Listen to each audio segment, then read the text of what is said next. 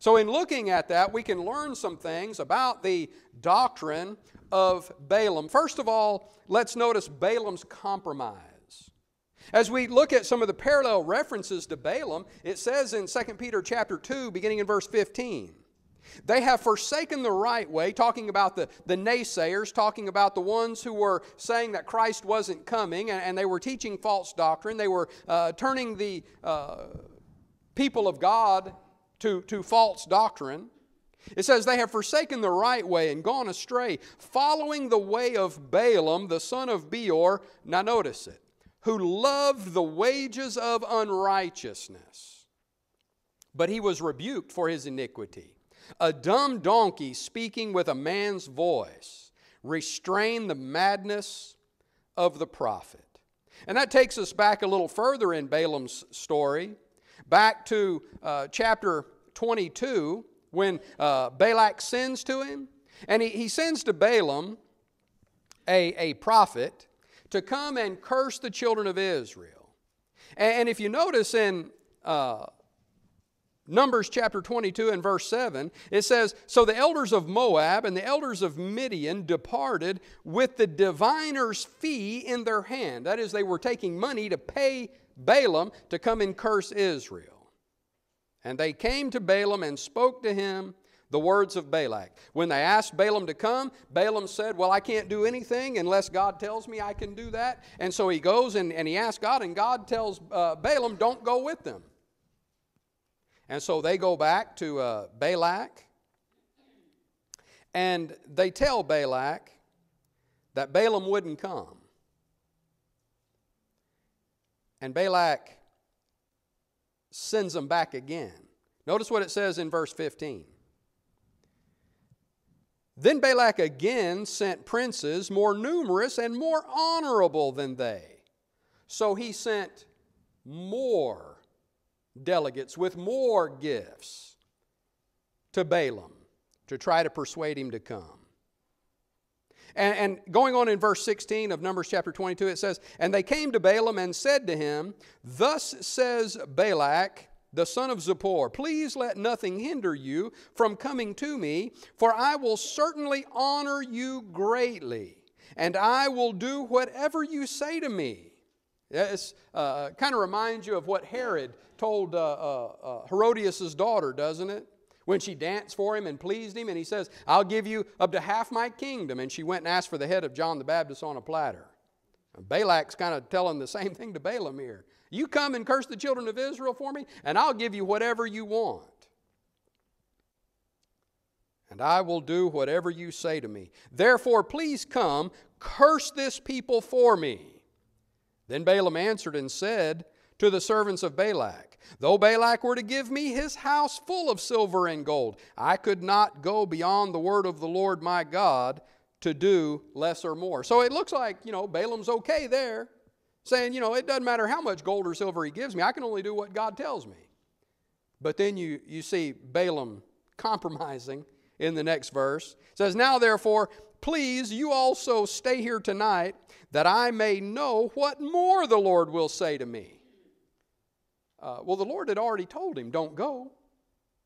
And the picture I get of Balaam here is like a kid who asks to do something, and mom or dad says, no, you can't do that. It's dangerous, or it's hurtful, or it'll harm you in some way. You can't do that. And so the kid persists and said, come on, please let me do that. And so mom or dad tells the kid, well, I told you already you can't do that, but if you're bound and determined to do that, well, then go ahead. And the kid goes out and he comes back in with a skint knee or skint elbow or busted lip or what have you. And you say, see, I told you. I told you that's what would happen. I think that's what God is doing with Balaam here. Because then when Balaam leaves and he's riding his donkey, as Peter says there, a dumb donkey speaking with a man's voice restrained the madness of the prophet. 3 times the donkey spoke to Balaam and saw the angel of the Lord and tried to stop. The last time he just laid down and wouldn't move. And Balaam started beating his donkey. And then the angel of the Lord allowed the donkey to speak. The donkey tells Balaam, why are you beating me? All the time that you had me, have I not done everything you wanted me to do? Why are you beating me now? And it's always interested me that when the donkey spoke to Balaam there in Numbers 22 and verse 28, then the Lord opened the mouth of the donkey, and she said to Balaam, what have I done to you that you have struck me these 3 times? And Balaam said to the donkey, because you have abused me. I wish there were a sword in my hand, for now I would kill you. And Balaam was mad. So the donkey said to Balaam, am I not your donkey, on which you have ridden ever since I became yours? To this day, was I ever disposed to do this to you? And he said, no. So then, now, and I can't help but think this is what Peter's talking about when he says the madness of the prophet, because the donkey starts talking to him, and Balaam starts having a discourse with his donkey here. You know, it's always amazed me that Balaam didn't say, hey, wow, my donkey is talking. But rather, he's so bound and determined, he's just mad with greed over what Balak had promised to pay him, that he's sitting here having a discourse with his donkey, and his donkey was showing more sense than he had. Because then it says in verse 31, then the Lord opened Balaam's eyes, and he saw the angel of the Lord standing in the way, with his drawn sword in his hand, and he bowed his head and fell flat on his face. And the angel of the Lord said to him, why have you struck your donkey these 3 times? Behold, I have come out to stand against you, because your way is perverse before me.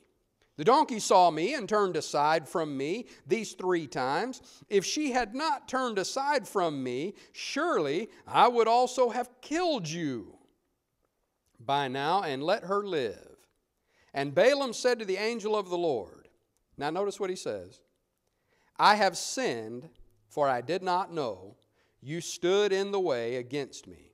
Now therefore, if it displeases you, I will turn back. Look at that. The angel of the Lord had stood in Balaam's way, let the donkey see him, so that the donkey 3 times tried to change direction and then just lay down and wouldn't move. And Balaam has the audacity to say, if it displeases you, I won't go. What do you mean if? I already told you don't go. You were bound and determined, so I said, well, go if you're going to go. Then I tried to stop you again, and now you're saying, if it displeases me? Obviously, it displeases me. But notice what he says. Then the angel of the Lord said to Balaam, go with the men, but only the word that I speak to you, that you shall speak. So Balaam went with the princes of Balak. Now I'm thinking by this time, anybody in their right mind would be saying, well, he's telling me to go, but obviously he doesn't want me to go, so I'm not going. But he was mad. He was mad with greed.